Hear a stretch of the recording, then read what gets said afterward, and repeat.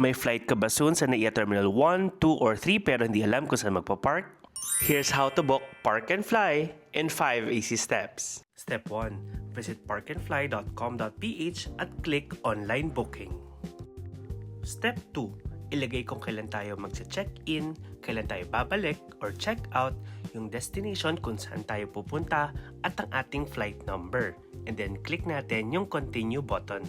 Step 3, ilagay ang pangalan, mobile number, type ng sasakyan, plate number, email address. Pag scroll sa baba, i-check ang agree to terms and conditions at click reserve.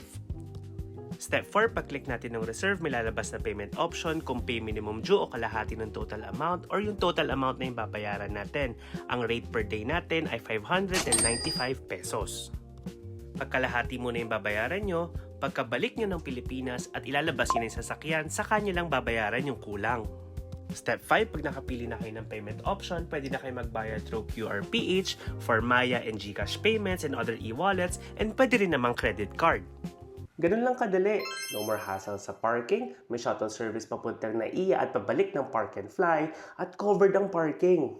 Better ba to kaysa sa NAIA parking? Well, depende talaga to sa trip mo. Pero for convenience and peace of mind, malaking plus si Park and Fly. Kaya naman kung